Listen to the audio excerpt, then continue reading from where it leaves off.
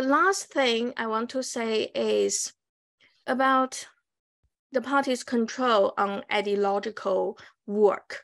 And we have seen we have felt this tightening up in public opinions and all aspects of ideological work, especially after the last round of institutional reform, where the Central Propaganda Department has basically annexed certain state institutions which used to run news administration and movie censorship. And we can feel how tightened up the whole ideological field has been. But I'm still wondering whether that is the end itself or the means to the end.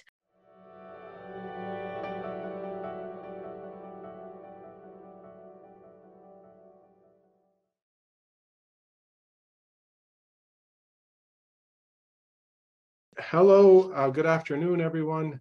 My name is Dimitar Gueorguiev. I'm an associate professor at Syracuse University in political science.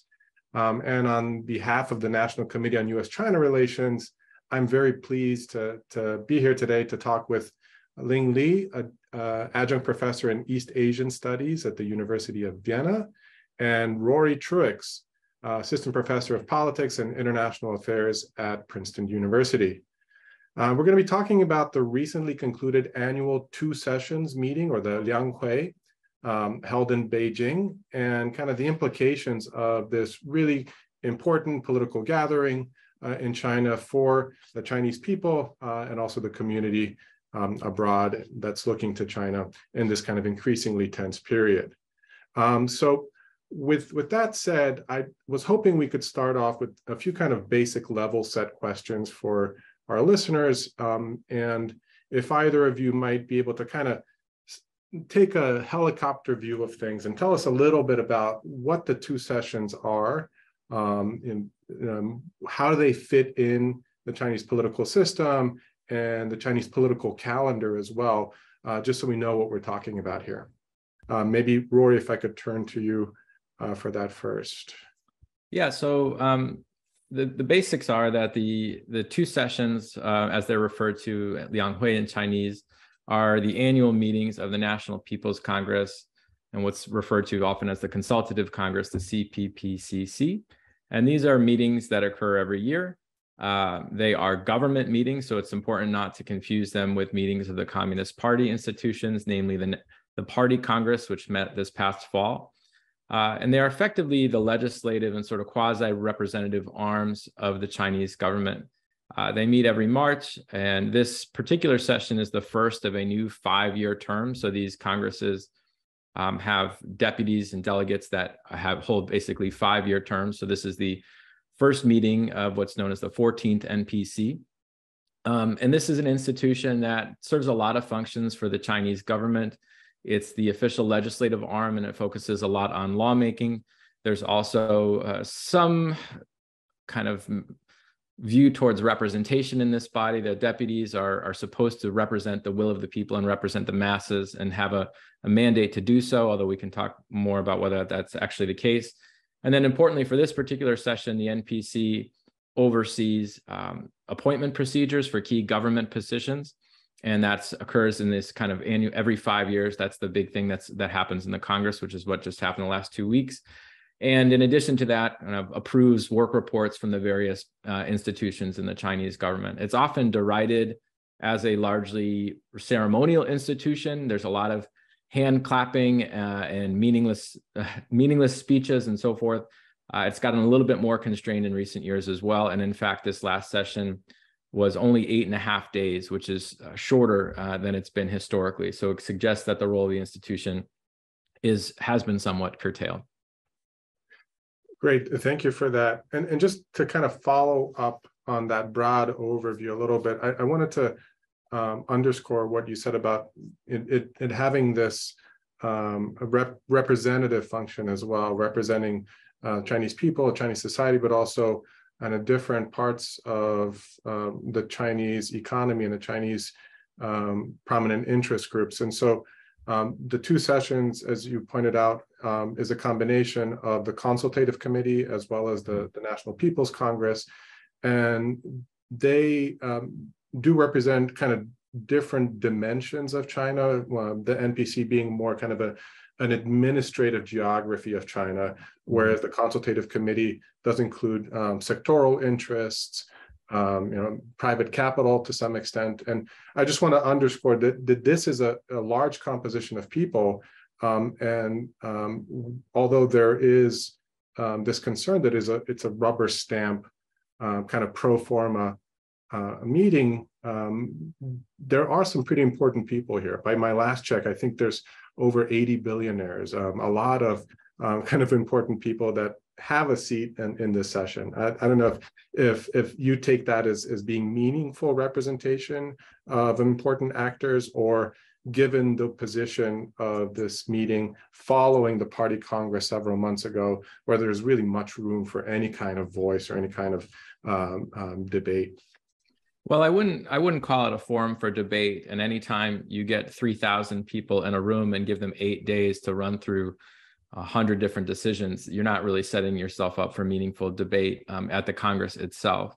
But to your point, this is one of the few what we would call input institutions in the Chinese government, where the population does have an institutionalized channel to voice grievances to the government and to the party. And those 3,000 deputies in the National People's Congress are supposed to represent all walks of life, and the party sort of engineers representation of different groups. So for example, ethnic minority groups are guaranteed representation in proportion to population. Women have sort of a soft quota of having at least 20% of deputies are female. That number has actually increased slightly this time. It's up to 26%. We don't want to exaggerate the quality of representation for women in the Chinese political system, however, but it's noteworthy that that number has gone up. And then we see a range of different types of people, government officials, workers and farmers, a lot of people representing the business class, as you mentioned, billionaires and so forth. So it tries to have some level of descriptive representation, and these individuals are tasked with submitting proposals and other things to try to convey grievances and other things in the population to the government.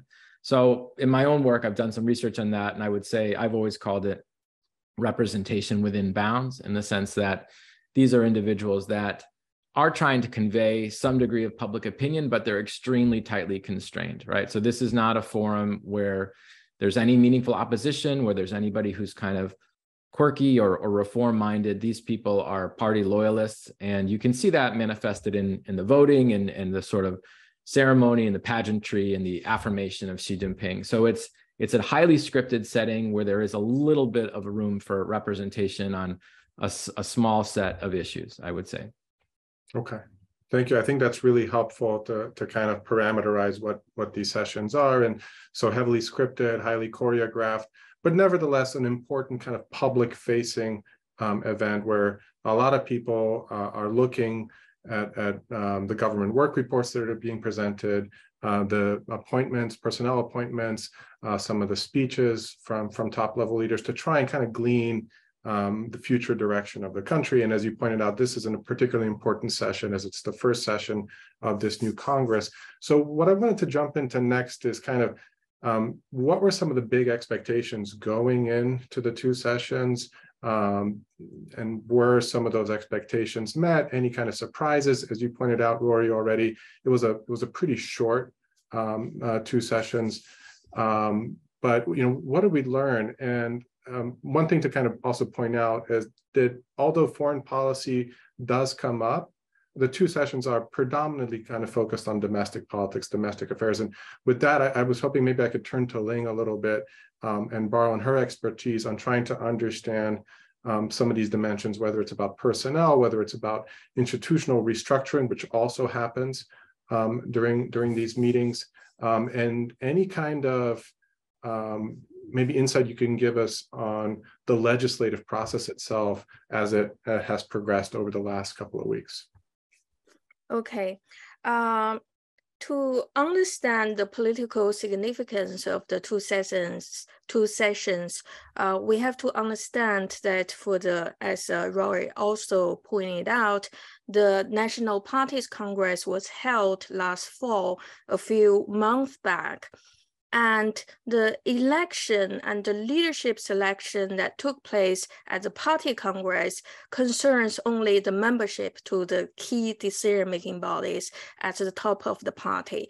That means the portfolio is not distributed or assigned at the party's congress, except individual positions such as the head of the party, the general party secretary, and the head of the CCDI, the Central Disciplinary and Inspection Commission. That we know because that's individual position that is elected at the party's congress. But for all other members, especially those who simultaneously had the leadership position in state institutions, their portfolio is not assigned at the party congress because that power belongs to the National People's Congress, and that has to happen at this point of time in March. So we can, although we know, as we have learned actually from the report from the party, that when the party started to plan for the selection of the next leadership for the party, they also consider the selection of leadership taking positions in state institutions as well. So that took place at the same time. That's a lot of pre-planning. So we know it's not really people, all those 3,000 delegates electing those leaders for different state institutions. It's already because the nomination process is controlled behind the stage. And that happened a month earlier, probably 1 year earlier, before the People's Congress. Then having said that, there are certain positions when party congress took place or is concluded, we know certain positions is packed, relying or depending on the position of individual member, for example, of the Politburo Standing Committee. In the lineup, we know which position is usually packed to which position in the state institution. For example, the second or the third sometimes position in the Politburo Standing Committee usually is taken by the one who's going to be premier. So by that, we can figure out certain positions will be allocated to which positions in the state institutions. So we have some sense who is going to be elected as a premier, deputy premier, head of the National People's Congress, head of the CPPCC, and all that has panned out basically. There's no big shock at this People's Congress in March. All previous predictions have more or less pan out. So that's on the personnel front. That also speaks to the credibility and efficiency of the pre-planning in the selection process, which combines both leadership for party institutions and leadership for state institutions. So that's really helpful. And so, for example, the position of the premier, we kind of knew going in that Li Qiang was gonna take this position, and we can maybe talk about what he brings to the table in a little bit if we have time. But there were some positions that weren't entirely clear. So, for example, the position of vice president, it wasn't entirely clear who was going to take that. Ultimately, we found out it's going to be Han Zheng. Can you say a little bit about what do we learn from that, particularly kind of in the context of this not unprecedented, but a little bit of an abnormal third term for Xi Jinping as president of China? For the vice presidentship, that's even before the People's Congress, the two sessions, people had speculated that Han Zheng would be the most likely candidate for that position. That's also because that position was reserved for kind of like half retiring member of the Politburo Standing Committee because of the historical practice. In particular, the position taken by Wang Qishan, he was at the last position at the Politburo Standing Committee when he was in power, but in practice, his power had grown so much together with the anti-corruption campaign. So as a kind of reward, he was given a ceremonial position and was allowed to attend a lot of important ceremonial events in the party. And Han Zheng was expected to be the second Wang Qishan, and that did happen. But again, as you said, there's a certain level of suspense before this actually happened. This finally finalized the decision who's going to take which position. That also leaves some room for the party to, in case they want to make some modification of the appointment decisions, that can happen between the end of the party congress and the advent of the People's Congress. So there's certain room for maneuver, and we wouldn't know who actually would take that which position until the completion of the Congress. Thanks. Okay, just for our listeners, when we talk about China, and China watchers usually refer to it as a party state, right? As a kind of a Leninist party state, and kind of contrary to what we might expect from a Leninist state as being kind of ossified and stuck in its form. What we see in China is that every 5 years or so, it kind of reorganizes and restructures itself in sometimes surprising ways. Would you be able to comment on some of the changes that we know are going to take place as a result of this Lianghui? We see some merging of ministries. We see the creation of new kind of regulatory bodies. Any of that catch your eye in particular? When you talk about whether we have any surprises, whether everything has met our expectation during the two sessions, I think this institutional reform is the biggest surprise because the reform was not announced until the completion of the second plenum of the party, the new party Congress, which took place probably 1 or 2 weeks ahead of the two sessions. So people were not really expecting this. There's no discussion, there's no debriefing before the second plenum. And suddenly we heard there will be another institutional restructure going to take place. And we only learned first about the restructuring in the state institution, primarily under the state council. And then about 5 or 6 days later, we have the full plan regarding both the restructuring in the state institution and the party institution, the two of which are obviously closely connected. There are quite a few items on the plan, but the most important I will talk about two restructure designs. One is regarding the establishment of two central level commissions, one focusing on science and innovation, and the other focusing on finance, governance. And a lot of analysis in the media has described this restructuring, the two additional commissions at the central level, as a departure from the old paradigm, which is the separation of the party and the state. And that paradigm was largely attributed to Deng Xiaoping. But I think this perception might be misleading because even during Deng Xiaoping's time, he has never given up on the party's leadership or the party's political monopoly over the state structure. And we have to realize during Deng Xiaoping's time, the talent pool was quite limited compared to what we have now. And at those time, I think the separation mostly took place in the creation of the private sector. In the enterprises, we need to have more private enterprises, and the party committee should not interfere with the business operation of these enterprises as they used to do. And now, obviously, the regulatory sphere of the party state has expanded exponentially, and also the talent pool.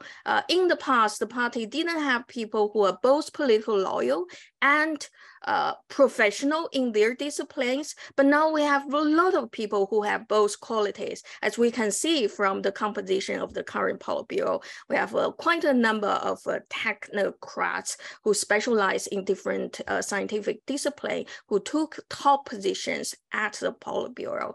So right now it's a kind of a different landscape, and the party can afford to have specialized party regulatory bodies with people who are both politically loyally trusted and can be trusted with their professional skills.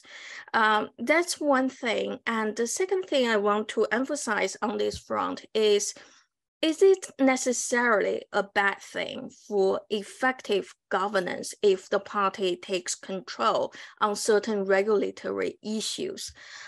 Because we should know in the party state structure, the chain of command in the state institution has always been weaker than the chain of command in the party institution, because the relationship between the central government, for example, state council, and provincial government and local government is always weaker than the chain of command between the central party and provincial party committees and local party committees, because the party wants the authority rest in the party institution, not in the state institution. And that means even for certain regulatory, important, very powerful regulatory agencies in the state, their commanding power over local provincial government is limited, especially when we talk about powerful provinces or provincial units, which has a position in the Politburo. The state council agencies, their rank is lower than some of the head of the province. So they cannot really enforce their command, their directive over those provincial governments. And we have seen lots of problems had occurred during the first and second term of Xi Jinping's rule, especially regarding the finance sector, the property sector. And so when these problems occur and has accumulated to a certain level, the party is compelled to take actions because they are the only one who can take these kind of actions. I will just very briefly give you an example of the judicial reform, because for a long time, courts complain that they don't have the sufficient autonomy because the local party committee and government controls their finance, control their personnel, so that they can not rule really according to the law.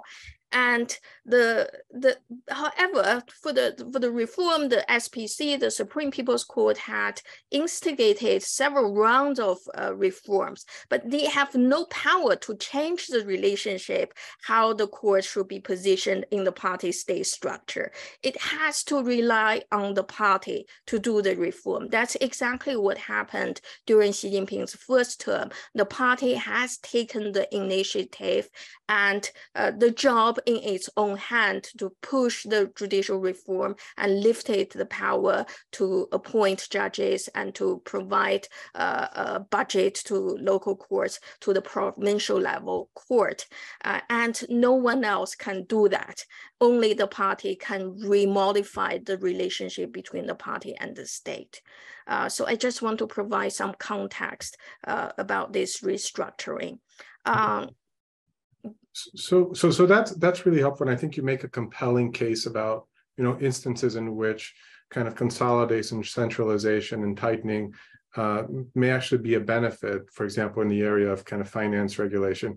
But those raising concerns about kind of moving away from kind of the Deng era type of separations and compartmentalizations might say that there are also areas in which this can be counterproductive. And so I could imagine how having more party guidance in areas like science and technology management could actually be harmful. But we can explore that a little bit later. I wanted to kind of pull back a little bit from the specifics again and think about the two sessions as this public-facing event where everybody is watching closely and intently and trying to figure out, what the real message is, kind of reading between the lines. And so I wanted to know if either of you have thoughts about what we learned from the two sessions about expectations of from the state and the party about growth prospects moving forward,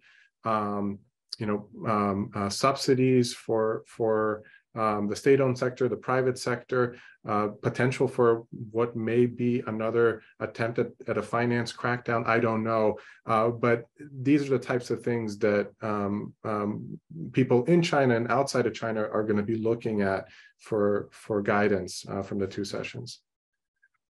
I mean, I can take an initial crack at that, but I mostly just want to listen to Ling talk so I can learn. But I think one of the key headlines that's coming out is we always see an announcement of a growth target coming out of the NPC, and the number that was put down, correct me if I'm wrong, was 5%, which to my understanding is modest and potentially more modest than it could have been. There were some folks that were projecting that they might have a growth estimate of 6% or something in that territory. So it signals a few things. One is, growth still matters to the party, and we see that certainly with the remarks of the new premier Li Qiang, focusing a lot more on continuing to reassure people about the state of the Chinese economy, and that I think that was sort of a general tone of the NPC this year, was trying to reassure people. And I also noted, a lot of the narrative around the NPC this year in the West was about Xi Jinping and sort of he had one comment where he talked about how the West and the United States is seeking to encircle and contain China. And that was sort of taken as evidence that Xi and the party as a whole are kind of a little bit more militaristic, a little bit kind of striking a tougher stance toward the West. I actually didn't, if you kind of look at the body of comments from the NPC, I came away with a kind of a different impression, which is that this is a regime and a government that still do want international actors and need foreign businesses and individuals as part of the Chinese economy. So I think Li Qiang in his remarks had something along the lines of, he said, he was chastising the West, but he also used the word a need for cooperation. And so that was a big takeaway for me, is that the Chinese government is obviously very concerned about growth. They're trying to recover from zero COVID. And I think that might create, I don't want to say an opening, but certainly an environment where this isn't China completely closing off to the outside world like we thought might be happening, a year or two ago. So that was a big takeaway for me.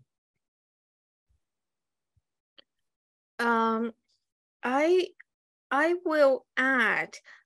First of all, I want to respond to what Dimitar just commented on the impact of this party, bringing the party back to the state governance.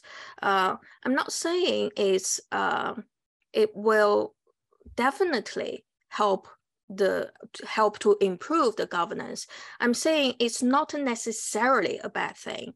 We have to see how it pans out, the exact policies that the party is going to introduce under this new structure.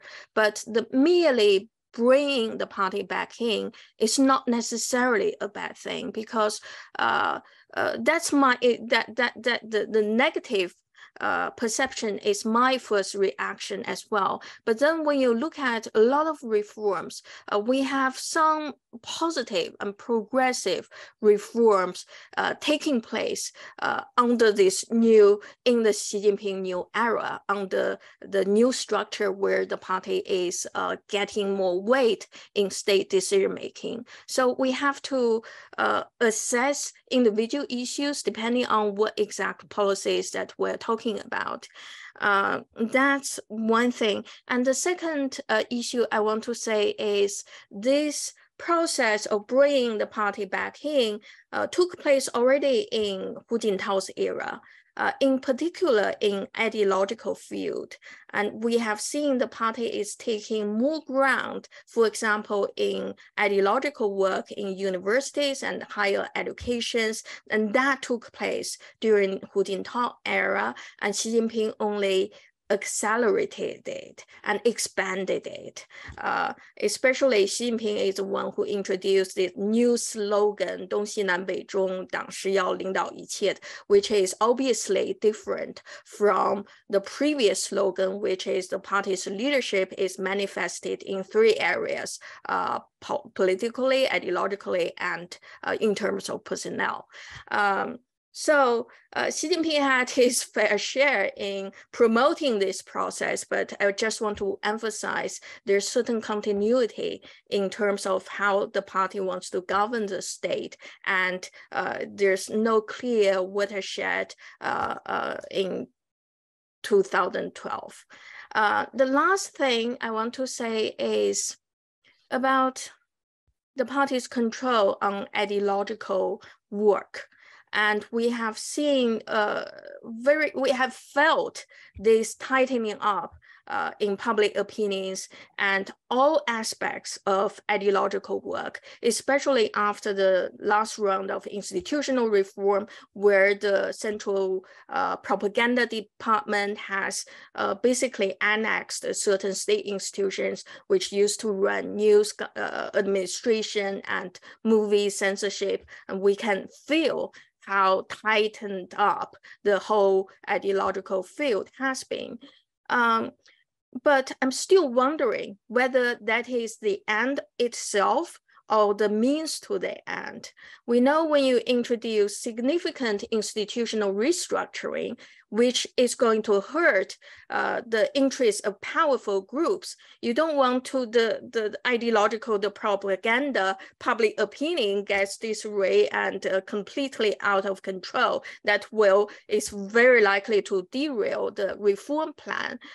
So it can go two ways. One, it's only the means to the end. Once the institutional new structure is in place, they will start to loosen up the public opinion and ideological control. And the other path is that is the end itself. Xi Jinping has affinity to this kind of ideological landscape, and that's exactly what he wants to put in place, and that's going to stay for a long time to come.